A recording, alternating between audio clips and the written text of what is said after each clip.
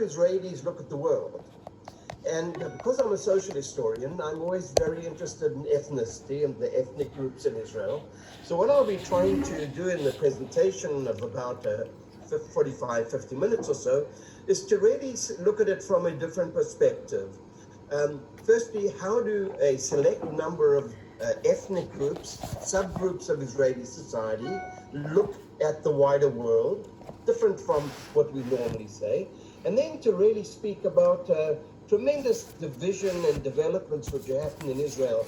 I arrived in Israel one day before the Six-Day War, and at that time Israel was really still much in its kind of early stage of being a developed society. It really was very, very different from where it is today. 53 years later, I can hardly recognize the country that I'm living in. And with this kind of perspective, having come here when the country was 19 years old, now it's over 70 years old, I really try to speak together with you, and I hope there's discussion, to really try and deal with a very rapidly changing society.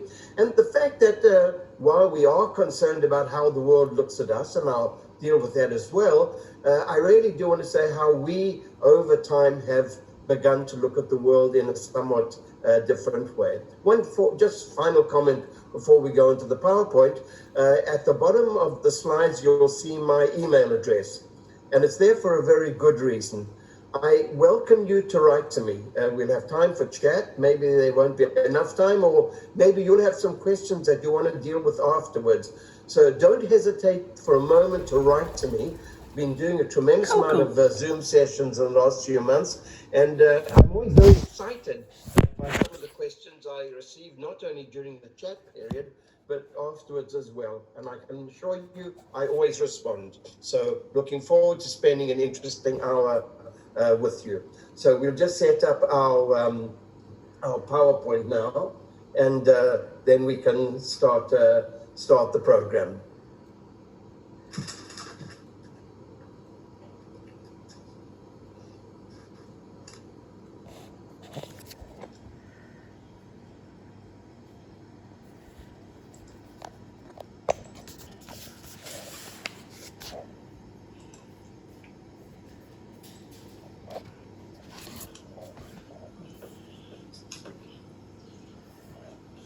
Good, okay.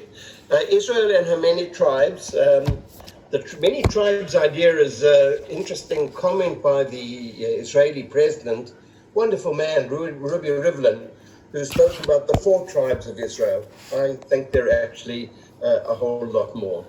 Just to go through some of our earlier goals, I'm sure many of you have been to Israel and you've studied Zionism, but I think just it's sometimes very useful to remember what was important for Israel at an earlier stage to really get a good sense of what a fairly short period of history has given to us. Very quickly, Zionism, if we want to put it in a capsule, I mean, this is a year-long university course, but we can really pull it down to some very important issues. And as we're going through the discussion, you might want to ask yourselves, to what extent were these goals valid for an extended period, or to what extent did they disappear with time? Firstly, returning people to the homeland, big stuff until today. Political maturity, interesting country. Even before it was established, as early as 1904, 1905, there were already political parties. Interestingly, in 1905, there were an excess of political parties. In 2021, there are an excess of political parties, and you'll be dealing with that in the next session. Collective living. Socialism is extremely important. And although we now say that we are a capitalist, laissez-faire society, I would like to suggest that a great percentage of what still is Israel is some of the old-time socialism.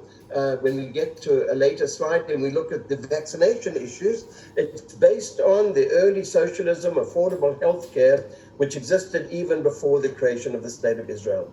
Centrality of the soil, not so much anymore. As you know, people who work on the soil are to a large extent not the local Israeli population.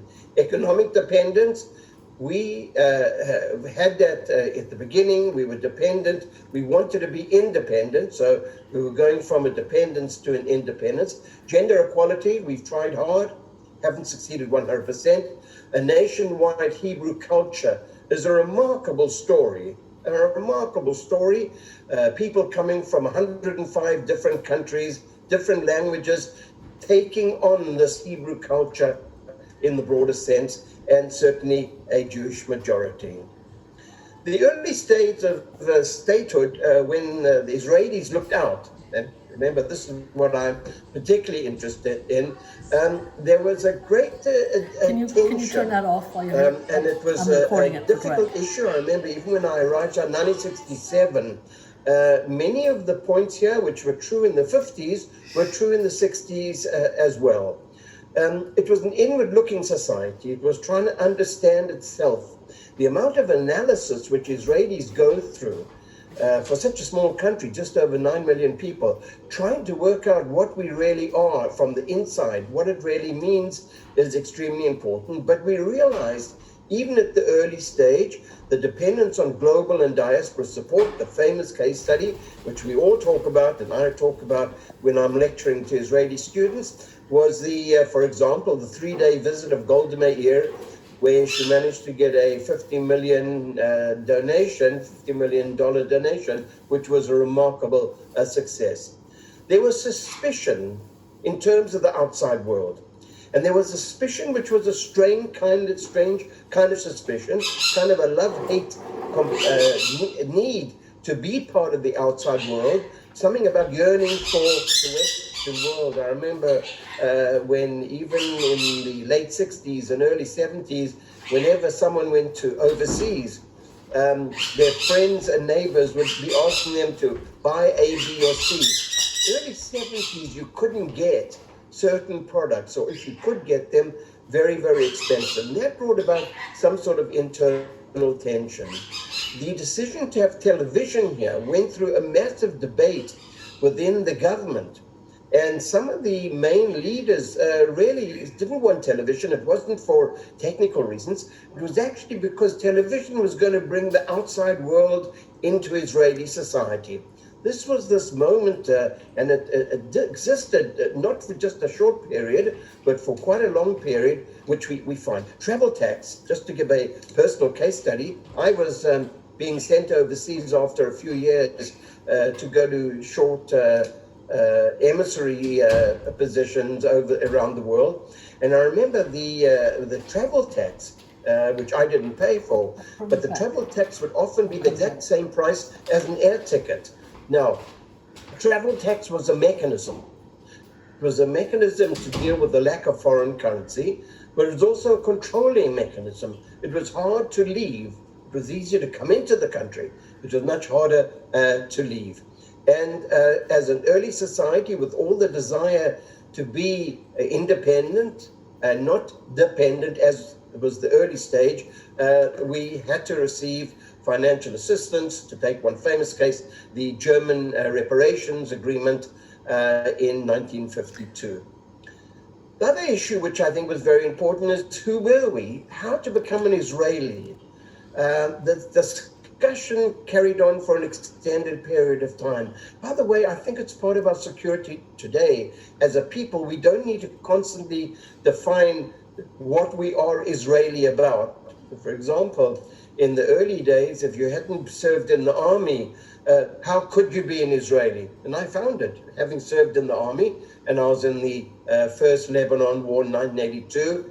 At that period of history, you had to show you an Israeli in one way or the other. Otherwise, in this kind of arrogant society that we certainly were at, maybe even still today, how can you say anything if you haven't done A, B, and C? And the army was certainly one of the central components. The division between Sephardim and Ashkenazim was very, very central. There was definitely an Ashkenazi dominance. We still deal with that issue today.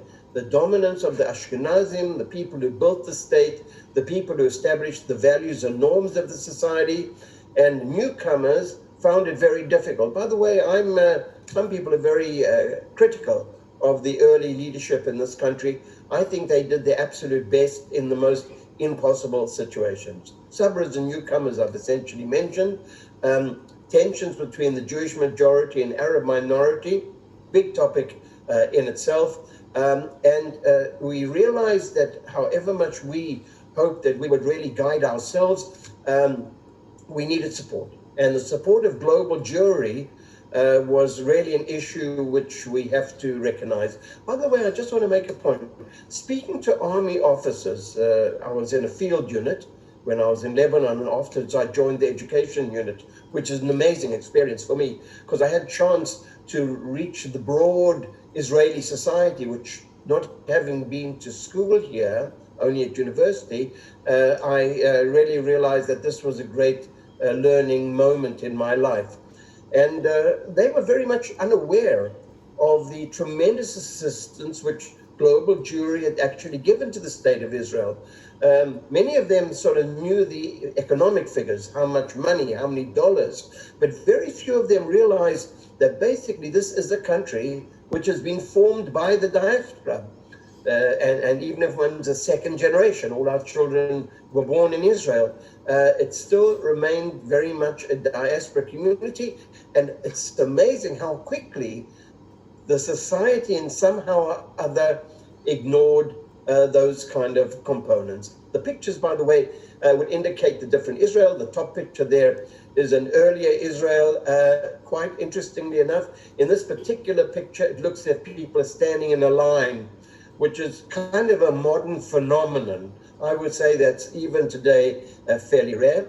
We see this advert, Bamba, the great Israeli Bamba, which kids and adults love, 10 most Israeli things. This kind of very high need to try and define it. And for many people, Israel was Jerusalem.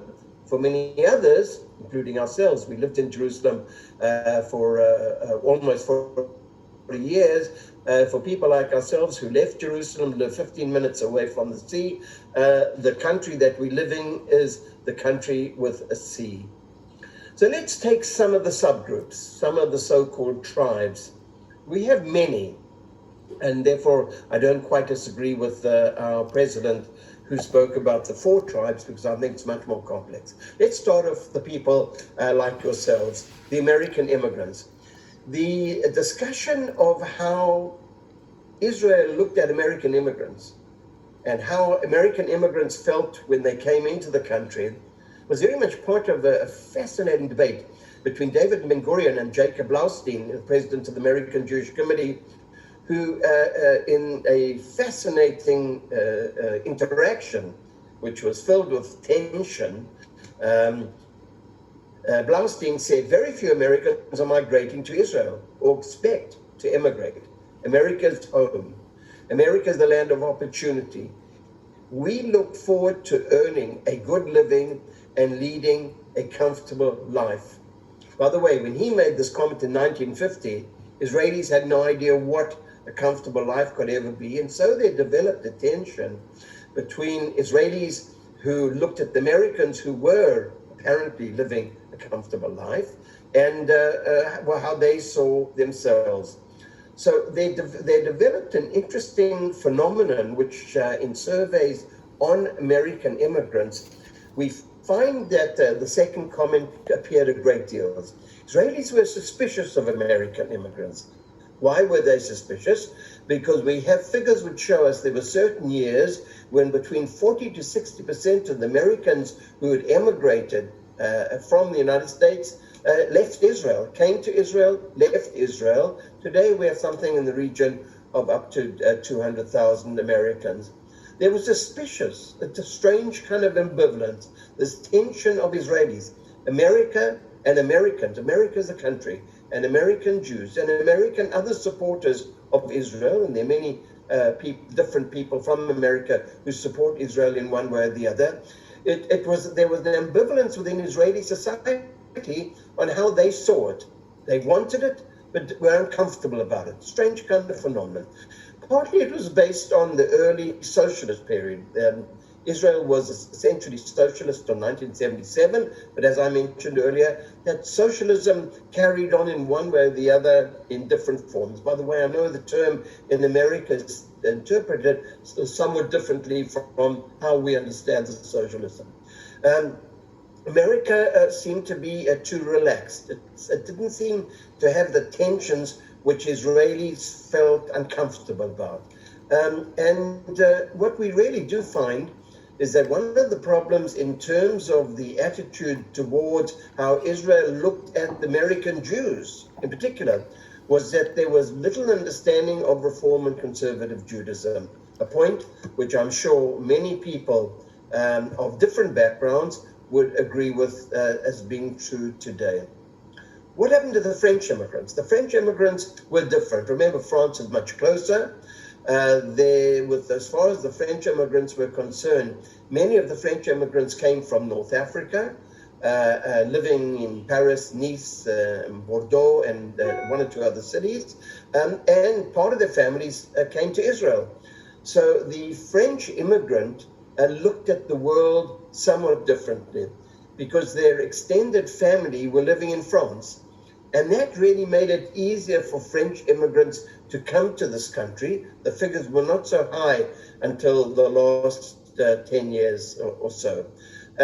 Once again, ambivalence, big word, I think, which describes much of what I'm saying. France, as we all know, has an increasing level of anti-Semitism, expressed in many different frameworks. By the way, sometimes we must be a little bit careful to exaggerate. Sometimes the exaggeration goes a little bit too far, but it's certainly there. One can't deny it for a moment. And we see this by the figures. If there are today a maximum possibly of 500,000 Jews in France, there are 120,000 French Jews in Israel. So that speaks about a 20% or 25% of French Jews are now living in Israel. And what is the relationship? It's very interesting. One of the programs that I had, a Zoom program that I presented a few months ago, I contacted a significant number of immigrants from France who'd been here 50 years ago up to a year or two ago. And I asked them, how do you relate to France? What does it mean to you? And it was very interesting. They are deeply attached to French culture. French culture is important. That's how they see the country that they came from. They are much less willing, obviously, to relate to the national French ethos with the same kind of openness. What happened to Russian-speaking immigrants? Well, the Russian immigrants start from the 1880s onwards. And many of them, people who went to your countries, you people know, in very large numbers, 2.25 million between the 1880s and the beginning of the First World War. That was where most Russian-speaking immigrants went to, and it was only a small percentage who came to this country. As time goes by, the number of Russian-speaking people increased here. As we know, the almost million who arrived here in the 1990s, and an ongoing amount coming from Russian-speaking countries till today. What do we have there? Well, I see it, and I speak to many Russian speakers. There's a tension. They dislike Russia. They're frightened of Russia. They know what has happened. They felt some of the open Israeli democratic society with its faults, and they realize that Russia is a very different kind of country. However, some of the Russian speakers I know here tell me something very interesting. One wouldn't have initially thought of it, but when one begins to know Russian speakers better, particularly from Moscow, for those of us who've been to Moscow and seen the Moscow Ballet or any of the other cultural components of Moscow society, or even the culture of Odessa and Kiev or Minsk, any of those kind of countries, you begin to see that nowadays the Russian immigrant relates to her or his former world in a divided way. somewhat uncomfortable or very uncomfortable towards the government. That's one side of the coin. And on the other hand, craving for some of the components of Russian society. I was just telling you a little anecdote. Many years ago, I was in a cab, one of the minibuses going from Jerusalem to Tel Aviv. And I had a most remarkable discussion with a woman sitting next to me. I'm a strange kind of person. I do a great deal of my learning, not only from the sources I read, but from speaking to people. I must be honest. I think sometimes I'm successful in speaking to people on the minibus because they can't get away from me. I'm sure they'd be much happier if they had nothing to do with me. But there I'm sitting with this woman, and I'm going through, we're talking to her, and I said to her, she'd been in Israel about a year or two, and I'm saying, well, what do you feel about Israel? You've been here, I think it was about 2 years. And she said to me, terrible. Speaking in Hebrew was okay. She said, it's absolutely terrible. Makom nora, it's a nora'i. Everything's bad about Israel. So I'm trying to work out what could be so bad. So I go through the normal questions. Have you got an apartment? Yes, I've got an apartment. It's not so big, but I didn't have a big apartment in Moscow. Have you got a job? She said, I got a job. It wasn't quite what I had in Moscow, but it isn't too bad. Have you got friends? Yes, I've got friends. So I'm going through the list and I'm saying, wow, why does she say Israel's so bad? And then she turns over to in Russian and she says, Niet circus, no circus. Well, we don't have the Moscow circus, that's for sure. But it's very interesting that that little conversation actually indicated to me that, you know, some of us from the Western world, I myself come from Zimbabwe, when it was still called Rhodesia, from some of us from the Western world, I think we forget the high level of culture that countries like Russia itself, and even some of the other Russian-speaking countries have. And that is what many of the immigrants very much miss. A totally different case study. Far away, far different as the Yemen. Yemenites, there are approximately 70, 80,000 Yemenites in the country. Started arriving in the 1880s, chunks in the 1920s, and then the big arrival 1949 into early 1950, where we have that amazing event of the El Al aeroplanes flying in and out from the southern area in Aden, bringing people here. Yemen is one of the deeply anti-Semitic countries. It's not true in all places. When studying the situation of the Jews in Yemen, it's become very clear that the smaller villages in the north of the country are lived much better than, for example, in the capital Sana'a. But it was a very, very tough life, and over the years, they compensated themselves by a high cultural religious retention, which is very much represented by their hero in many senses, Shalom Shabazi, who wrote a great deal, beautiful poetry, this religious poetry, singing. Much of the Yemenite songs are based on the songs, the writings of Shalom Shabazi. But in the 1949, we can see that in the picture there on the plane, coming into this country, filling up the plane. It was a tough business at the time, and today there are only a handful. Would any Jew from Yemen want to return to Yemen? How do they relate to their earlier world? And the answer is clear to us. They're still trying to get out, and a few weeks ago, we had yet another family coming in here. The women are always dressed very much in the kind of clothing, their traditional clothing that you see there, very much the Arab traditional clothing. And they're, without any doubt at all, the Jews of Yemen don't relate to their earlier world at all. It's something that they've forgotten. Forgotten in terms of the country, but retained in terms of the culture. They have brought their culture to Israel. By the way, of the many, many different ethnic groups, I would maintain that the Yemenite Jews are among the most interesting. Broad, and adapted well to Israeli society, pretty much respected. For those of you who've eaten Yemenite food, you'll understand why that is the case. Yemenite dancing is very popular. We have a significant number of Yemenite singers, quite often women, and in the academic world, a good chunk of excellent Yemenite scholars. The ultra-Orthodox, the Haredim, how do they fit into this question of Israel looking to the wider world? Today, the Haredim are approximately 12% of the country, just over 1 million. I think we have to realize, and it's always an issue, particularly found in this period of COVID-19, the problematics when we look at that picture. The eye tells us constantly that this is a homogeneous group. And our eyes, in this sense, are incorrect. They divided into many, many subsections, subgroups between the Misnagdim and the Hasidim, and then the Hasidim themselves are in some 20 different subgroups.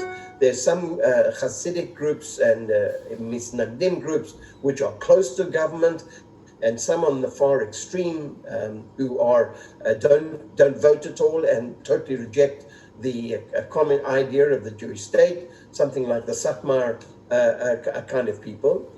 How do they look at the outside world? The central question that we've been asking ourselves.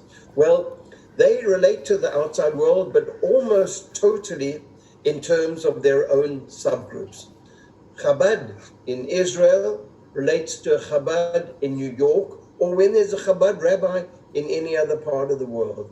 And that is very much their relationship. It's a relationship which is very clearly directed. The Haredim of Israel are not isolated, do not only look at themselves, because their connection with the wider group is very important. By the way, it's a major discussion going on in Israel at the moment, because some of the planes that have been bringing people back home, and there's been chaos in Israel because they weren't tested for COVID-19, things like that, all some very tough issues. We actually find that a significant number of Haredim are coming, and they're coming home. They wanted to be in Israel even in these situations, but it's clear to all of us, they don't always look at the government in exactly the same way as you and I do. Who are they in terms of the wider world? How do they relate to the big wide world? Well, they certainly take advantage of modern equipment. I've spent some time with the Amish, and the Amish have a very different approach to modern equipment. Telephones, for example, I remember hearing a story from one Amish member, one telephone in the little town, in almost a village that he lived in, only for absolute extreme cases. Not so with the Haredim here. By the way, for those of you from New York, you'll know exactly what I'm talking about.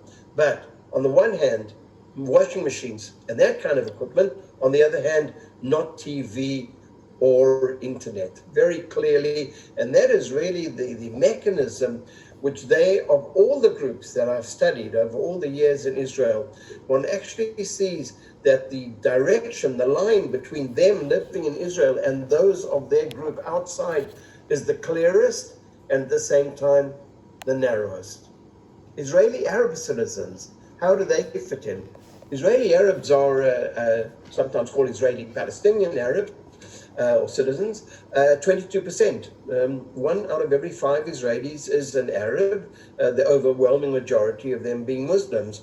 So what happened to them? They're going through a crisis at this moment, and they express it, and we've seen it in various areas. One would imagine that the Israeli Arab minority in Israel would see itself very comfortable with its wider world, their wider world being the Middle East, the neighbors over the border, not all that too far, not impossible to get to. They can get to Egypt easily, they can get to Jordan easily, they can fly to Cyprus and then get to North Africa or any other country. But there's an interesting situation of where they find themselves at the moment, and that is that they're feeling increasingly that quite in a sense unusual, not fully expected, that what they've actually really found is that they can't deal all that well with their extended families, so to speak, in the Arab world. And with the Abraham Accords in particular, it was quite interesting, just to give one very specific case study, that some people from the United Arab Emirates were here, and they went up to the Temple Mount. And I'm sure they felt that being Muslims, being traditional Muslims, that they would be pretty well accepted by the local Arab population up there on Temple Mount. Well, there was tremendous amount of tension.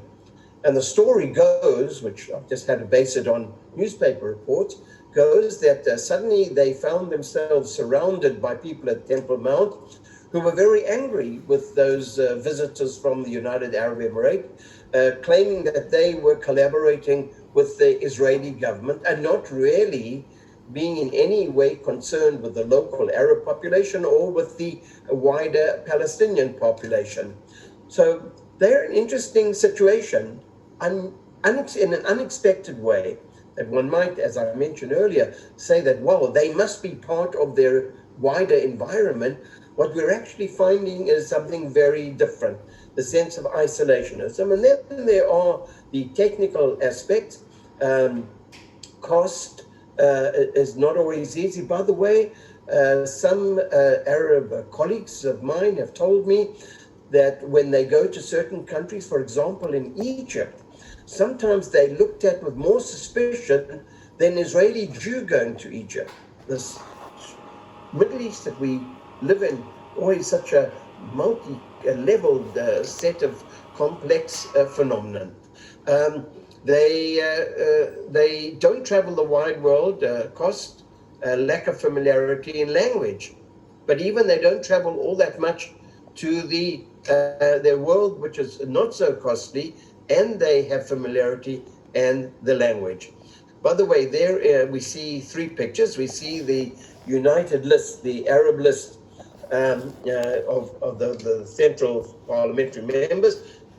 In the next session, you'll hear more about them and what the predictions are of their numbers going down. We see Prime Minister Benjamin Netanyahu speaking to some traditional leaders. It's a recent picture. He's trying to get the support of Arabs to vote for the Likud party. And a picture which I think is really in itself quite remarkable is the one at the bottom there, where here we see at prayer time, here we see an Orthodox Jew, modern Orthodox Jew praying, and here we see his assistant, Muslim, who's praying on the mat. And, you know, in situations where we constantly, often, I think sometimes excessively, speak about tensions, I think we have to realize that there are fascinating and unusual moments where I think this picture, two volunteers for the Magen David Adom, for the Israeli Red Cross, taking time off to pray. Well, that's a good sign. So what do Israelis see about this big wide world? Well, obviously we're very much affected by the United Nations. Back in 1956, David Ben-Gurion, 56 was the time of the Sinai campaign, the United Nations were coming out with some very, very tough comments about the Israeli success supported by France and Britain. And David Ben-Gurion said, Mishmum, you know, we don't care about you. It doesn't mean anything. And that kind of almost sometimes a small comment by a central leader, and David Ben-Gurion was such a powerful figure until the early 1960s, that very much kind of indicated that the United Nations was an enemy for us. In 2020, the things haven't changed too much. And this, I think, says a great deal about how we look at the big wide world legitimately, not through some sort of myth, but it's a genuine issue. With the figure of 2020, General Assembly, 17 resolutions against Israel versus 6 against the rest of the world. Well, give me a break. If we look at some of the countries in the rest of the world and we see really where they are and how they behave and their human rights activities, then we really begin to realize that this problem of how Israelis look at the big wide world. If we take the United Nations as the case study, then it isn't surprising why there's Israeli cynicism.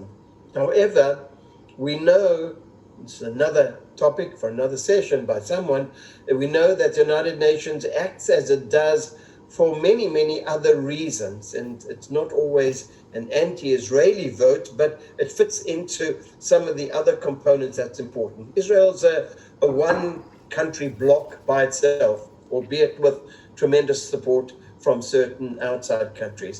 But if you look at the Arab world, for example, or in the old days, you look at the Soviet world, the blocs that were formed there, which would make one anti-Israeli comment, was much stronger and much more important. Hillel Neuer, good guy, met him, spoke to him, very important. He is out there defending Israel and doing a remarkable job.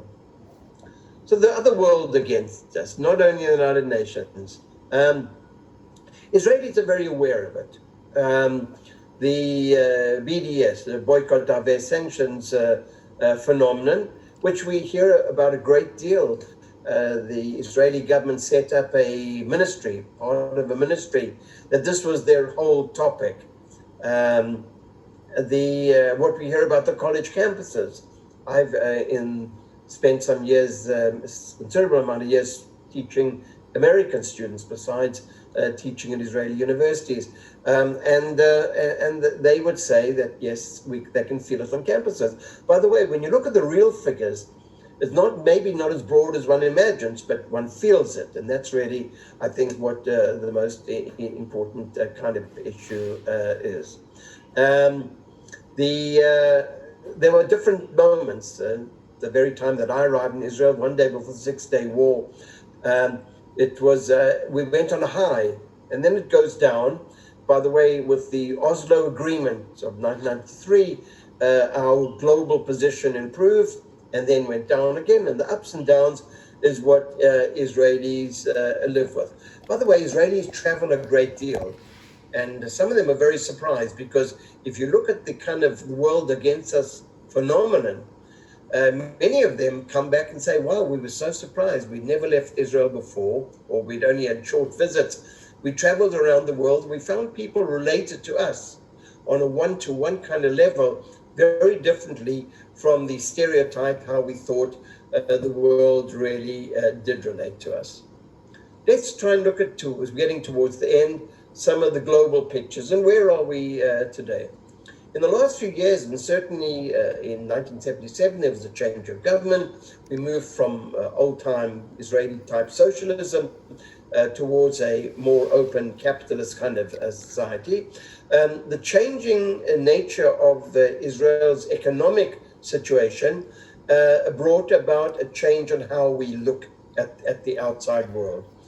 We became richer. The development of the middle class in Israel. Today we have a middle class of approximately 70%. By the way, it's a very significant figure when our general infrastructure, I mean, you look at our natural resources, except offshore gas, we don't have the natural resources of many other countries of the world, small and somewhat overpopulated country, but there's no doubt about it that with the development of middle class, travel, Israelis travel, as you all know, a tremendous amount, better language skills. In the old days, you know, it was kind of that expression, rak ivrit, only Hebrew. Well, the generation of Israelis who were told rak ivrit are now recognized that they have to learn other languages. At least if you want to deal with international communication, you have to be fluent, at least in English. Travel is tremendously important. Many skilled Israelis are traveled and work out in other parts of the world. The percentage of Israeli academics at good universities in the United States is extremely high per capita as compared with other countries. Our realm in military realms, the Merkava tank, and the Israel aircraft industries are important, and we all know about the high tech. A point which we might not know about, which we should really recognize, is what's happened within the Arab sector. That same 21% of Israeli society, those people who I said felt alienated not only from the big wide world, but from their own Middle East environment. Figures that we came out a short time ago, they're 21% of the population, but 50% of the pharmacists, 25% of the nurses, and 20% of the doctors in this country are from the Arab sector. Quite an amazing phenomenon, and I think that's something that we should also always talk about. The other part of the global picture is obviously the Abraham Accords, bringing about, with ups and downs, and we're beginning to realize the change of administration in America is going to bring about new phenomenon. President Biden doesn't look at the Middle East in exactly the same way as President Trump did. He, as we know from the last few weeks, is much more suspicious of the Saudi Arabia. And Prime Minister Benjamin Netanyahu met the prince in a secret, so-called secret meeting. Secrets really don't last very long in this part of the world. But I think what we're beginning to find is that Israelis, when they look at the world, it's not only the world of the Western world that essentially I've been relating to, but it's also the Middle East world. Israelis, if it wasn't COVID-19, the United Arab Emirates, Dubai and Abu Dhabi would be taken over. There's no doubt about that at all. Given Israeli a new country to visit, and they're all there. They've also got good kosher food being set up in the UAE and Bahrain. Jewish organizations are being established there. The rejection of Arab culture, which existed in Israeli society, it's been quite hard to get Israelis to study Arab and the very, very basic demands, which, by the way, has been a problem for the Israeli intelligence unit for years and years. I think as time goes by and Israelis are traveling to different countries, they're going to feel more and more comfortable learning Arabic. It'll have a higher status than it has in the past. Israeli singers singing in Arabic. Noah, who you heard at just the very beginning, who sings with an Arab woman, becomes very popular. And today we have diplomatic relations with 170 countries. It's quite an important issue. And therefore we, in relation to the world, how we Israelis look at the world has gone through dramatic changes. Let's just be even a little bit harsher. The chosen people idea, push it on the sideways sometimes. There are Israelis who say, we are the best. What can you do? Look how good we are. We are, in fact, the chosen people. There's a lot of argument on that kind of issue. What does it come from? I'm not talking in terms of myself. I'm talking about what went years. We win the wars. We have excellent military intelligence. Look what we're selling, the Iron Dome. We're pretty great. Startup Nation. Wow, we know this. The amazing book by Dan Senor and Saul Singer. Very interesting. Startup Nation. Startup Nation is a little country, young, with limited natural resources. This is what we're all about. We do not have to feel lesser than anyone else because we can give. This very idea, we can give, be successful, vaccinations. You know, I've heard Israelis say, let the world learn from us. We don't have to learn from the world, but they should really learn from us. And I really think that one of the parts of having been in this country for over 5 decades, which I always feel very good about, is when our small little country goes out and helps those countries in the world that have earthquakes, different disasters of one kind or the other. It's all around the world. One of our sons was in Africa, sent by the army there. Even Turkey, a country with whom we don't have great relations, when they had an earthquake, we sent our people there. And I think that today we have an increasing sense of global confidence, and the criticism which we felt and maybe still feel is really not so important anymore. So I'll close off now, stop the shared screen, and over to you, about 10 minutes or so for any questions that you might want to ask. All right. Professor Lips, thank you for the presentation. Nice overview and a sense as we go into this series of the subcultures, the mosaic that make up Israel.